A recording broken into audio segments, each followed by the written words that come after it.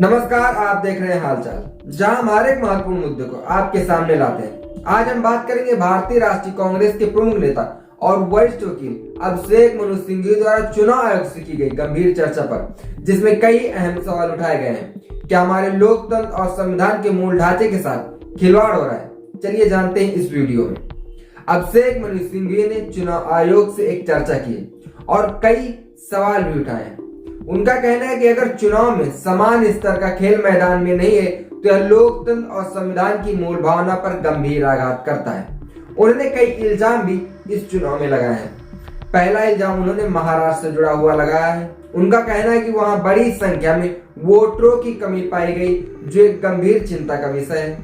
अभिषेक मनु सिंघवी ने चुनाव आयोग से इस डाटा की मांग की और बूथ निर्वाचन क्षेत्रों के आधार पर क्यों और कैसे इतने वोटर कम हुए, इस बात पर भी उन्होंने मांग की। इस डाटा के माध्यम से यह जानने की कोशिश की जा रही है कि आखिर महाराष्ट्र में इतनी बड़ी संख्या में मतदाता क्यों कम हुए और इसका असल कारण क्या था। अगला सवाल था कि लोकसभा और विधानसभा चुनाव के बीच मात्र 5 महीने के भीतर करीब 47 लाख वोटरों को क्यों जोड़ा गया। अभिषेक मनु सिंघवी ने चुनाव आयोग से यह डाटा मांगा है ताकि यह साफ हो सके कि इन वोटरों को जोड़ने का आधार क्या था और क्या यह प्रक्रिया पारदर्शी थी। अब आप बात करते हैं कि वोटर टर्नआउट पर, जो कि महाराष्ट्र में काफी विवादित रहा है। चुनाव आयोग ने बताया कि शाम 5 बजे तक वोटर टर्नआउट 58.22 था, लेकिन रात 11:30 बजे तक यह बढ़कर 65.2 हो गया और 2 दिन बाद 67% हो गया।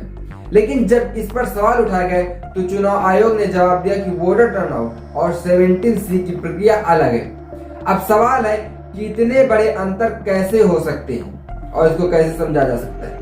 अभिषेक मनु सिंघवी ने यह भी बताया कि 118 निर्वाचन क्षेत्रों में लोकसभा और विधानसभा चुनाव के बीच 25,000 से अधिक वोटरों का अंतर था और ज्यादातर जगहों पर सत्तारूढ़ पार्टी की जीत हुई। तब सवाल उठता है, क्या चुनाव आयोग द्वारा जारी किए गए आंकड़े सही हैं? क्या हमारे चुनाव में किसी प्रकार की गड़बड़ी हो रही है जो लोकतंत्र की भावना को नुकसान पहुंचा सकती है? आपका इस मुद्दे पर क्या विचार है? क्या आपको लगता है कि चुनाव प्रक्रिया में कोई गड़बड़ी हो रही है? अपने विचार हमें कमेंट सेक्शन में जरूर बताएं। देखते रहिए हालचाल। जय हिंद।